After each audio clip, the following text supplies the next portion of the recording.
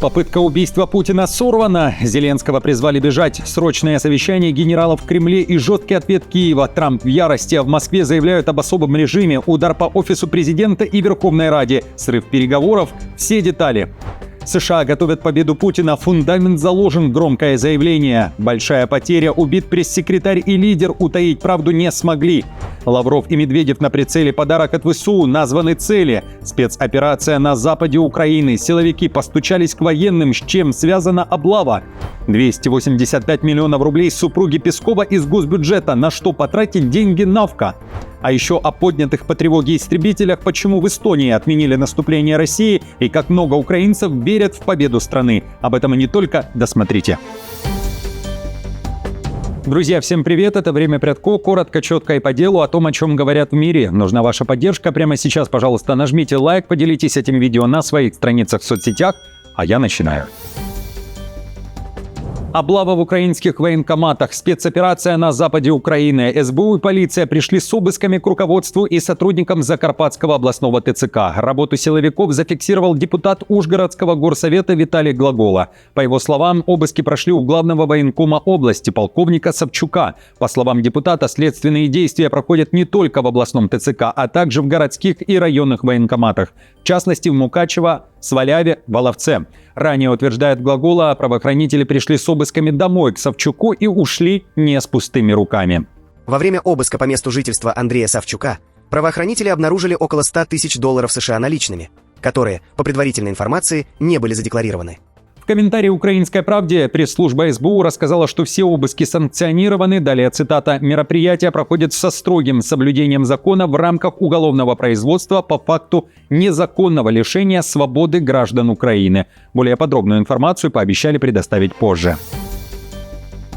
Россия не готова к войне с НАТО и боится сигналов Запада. Об этом заявляет разведка Эстонии. В спецслужбах Таллина уверены, Россия прямо сейчас не планирует нападения ни на страны Балтии, ни на Альянс в целом. В этом уверен глава внешней разведки Эстонии Каупа Росин. При этом он считает, что Москва сдерживается не доброй волей, а страхом перед Западом.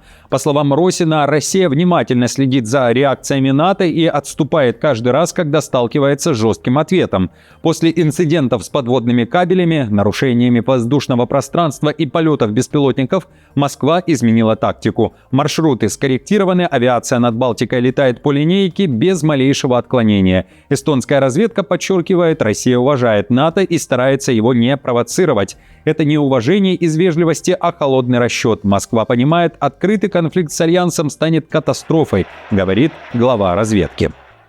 Если посмотреть на текущую ситуацию, в том числе на то, что доступно общественному наблюдению, маршруты полетов беспилотников на территории или воздушным пространством Украины были скорректированы с целью минимизации рисков. Мы также видим, что российская авиация сейчас очень тщательно контролирует свои маршруты полетов над Балтийским морем, строго придерживаясь траекторий, чтобы избежать инцидентов.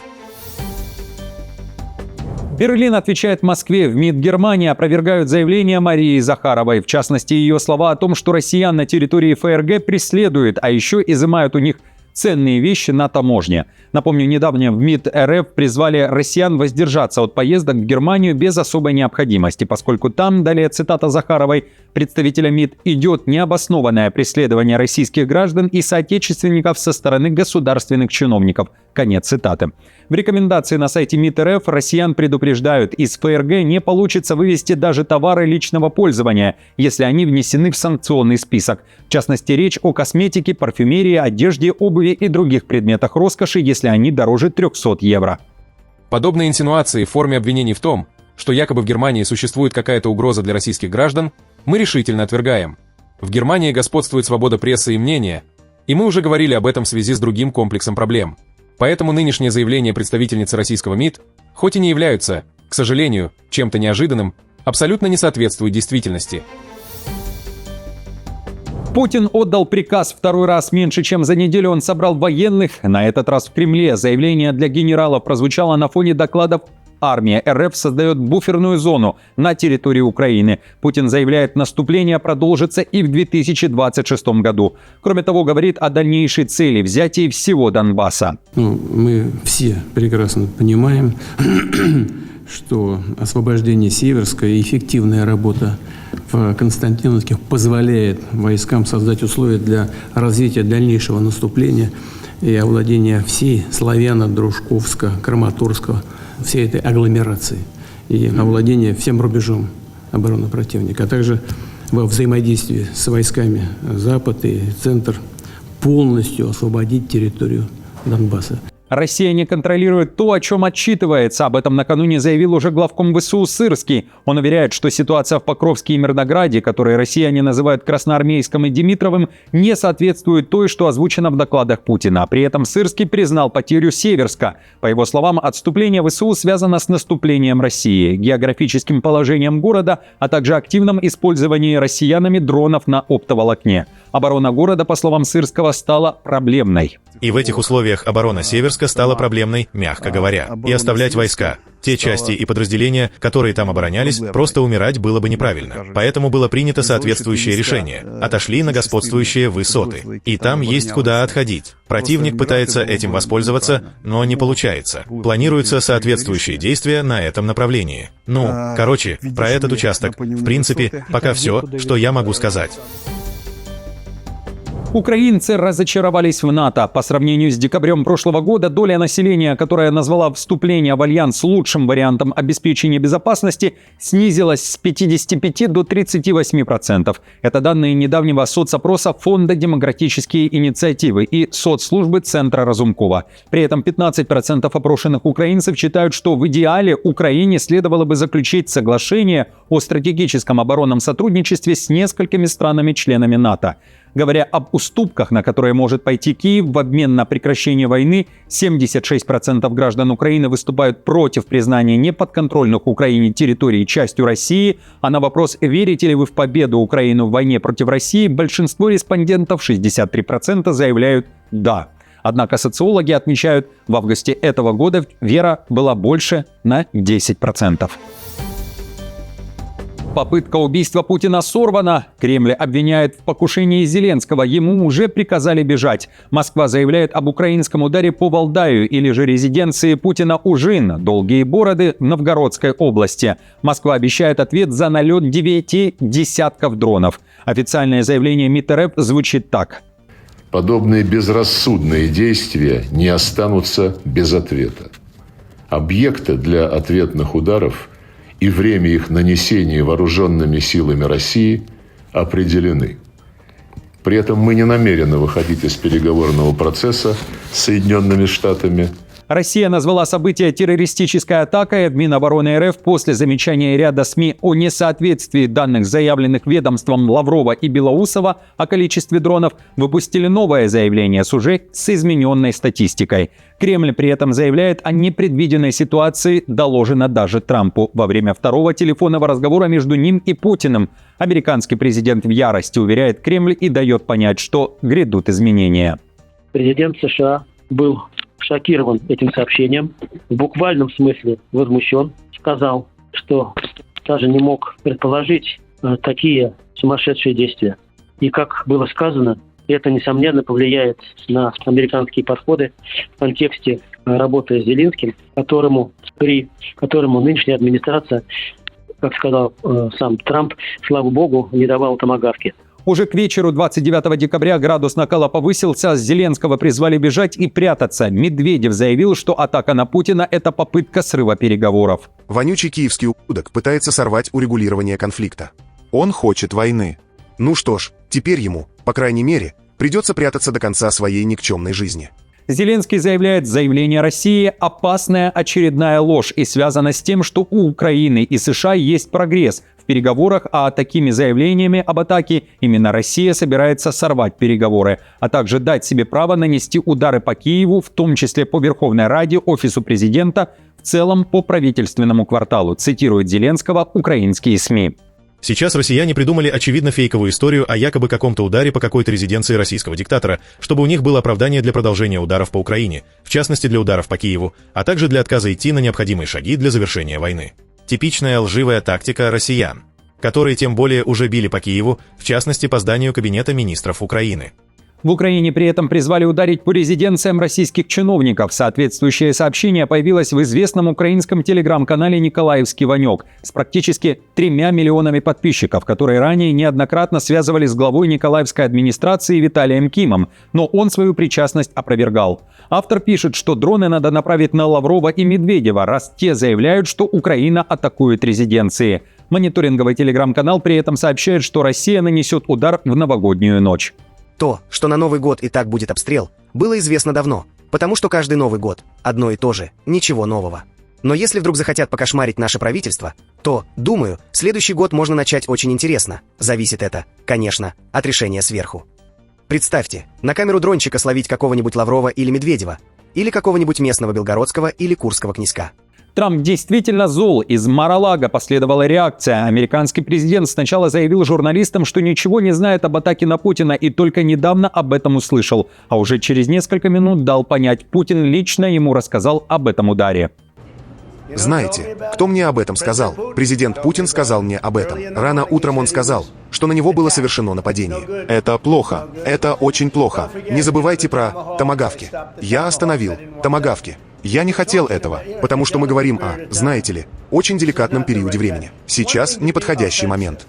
Одно дело – наступательные действия, потому что они наступают. Другое дело – атаковать его дом. Сейчас не то время, чтобы делать что-либо подобное, и нельзя этого делать. И я узнал об этом сегодня от президента Путина. Я был очень зол из-за этого. В соседней с Украиной Польшей делают громкое заявление: США готовят победу Путина. Именно так трактует поведение Трампа и, как заявляется, давление на Зеленского экс-президент Польши. Он считает, что единственной надеждой для Киева является Европейский Союз и Великобритания, которые могут заменить американскую поддержку. Мне кажется, что, к сожалению, готовится форма победы Путина, признание его успеха в этой войне. Путин будет наращивать свое влияние и поддержку не только внутри России, но и будет пытаться воспользоваться этими уступками по политическим и территориальным вопросам, чтобы продолжить восстановление Российской империи.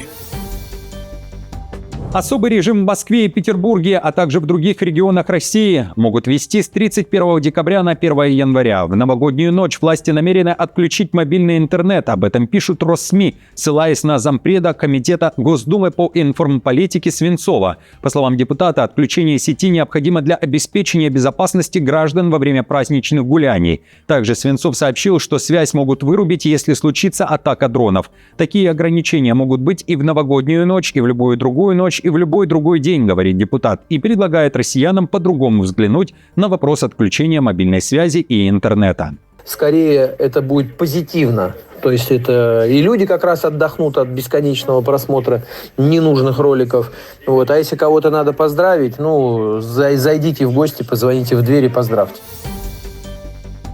Большая потеря официально признана. Убит лидер и пресс-секретарь. Хамас подтвердил потери, которые скрывал месяцами. Теперь подтверждена гибель сразу двух ключевых фигур: главы организации в секторе Газа Мухаммеда Синвара и пресс-секретаря военного крыла Абу Убайды.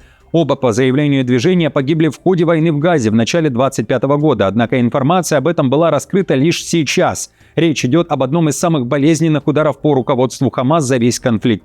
Мухаммед Синвар возглавил структуру в Газе в октябре 2024 года после гибели своего брата Яхьи Синвара и рассматривался как ключевая фигура военного и политического управления. Абу Убайда был главным публичным голосом вооруженного крыла движения и символом его пропаганды. Израиль ранее заявлял, что Синвар был ликвидирован 13 мая в районе Хан-Юниса. Тогда же сообщалось о гибели нескольких командиров Хамас. СМИ писали, что тело Синвара нашли в тоннеле вместе с телами его ближайших помощников. Однако Хамас долгое время это отрицал и хранил молчание. О ликвидации Абу Убайды израильская сторона заявляла в конце августа, но и эта информация официально подтверждена Хамас лишь теперь. В Тайване повышенная боеготовность, в небо подняты истребители. Вооруженные силы Тайваня готовятся к худшему, заявили в Минобороны страны. Власти опасаются, что Китай может со дня на день внезапно напасть на остров. Сейчас Тайвань фактически окружен военно-морским флотом Китая, в небе кружат китайские самолеты. Напомню, накануне в Китае начались масштабные военные учения с символическим названием «Миссия правосудия-2025». Маневры, в которых задействованы военные корабли, авиация и ракетные войска, развернулись именно именно у берегов Тайваня. По словам представителя командования Народно-освободительной армии Китая ШИИ, учения служат серьезным предупреждением сепаратистским силам независимости Тайваня и силам внешнего вмешательства. Военные КНР не скрывают, что в рамках учений отрабатывают блокаду основных портов острова и его окружения. Отмечу, учения начались вскоре после того, как США объявили о продаже Тайваню рекордной партии вооружений на сумму более 11 миллиардов долларов. Жене Пескова дали 285 миллионов рублей из госбюджета РФ на кино. На сайте Федерального фонда кино сказано, что фильм «Кумпарсита», который продюсирует «Навка», и еще 16 лент успешно прошли процедуру отбора. Им одобрили дополнительное государственное финансирование. Съемками картины занимается компания H2O Production, треть которой контролирует жена спикера Путина, российская фигуристка Навка. Изначально на «Кумпарситу», кино об известных советских фигуристах, выделили 150 миллионов рублей, но денег не хватило, уточняет издание «Верстка». Летом этого года компания Production запросила у фонда кино дополнительные средства, просьбу одобрили и дали на фильм «Навки» еще 100 миллионов рублей. Но и этих вливаний оказалось мало. Недавно «Кумпарсита» снова попросила о финансовой поддержке, в результате компания «Навки» получила еще 35 миллионов рублей. Съемки этого фильма пока не начинались. Старт предположительно в марте следующего года. Друзья, всем спасибо за просмотр, всех с наступающим, хорошего дня, не забудьте поддержать мою работу лайком, подпиской и комментарием, и до встречи уже завтра.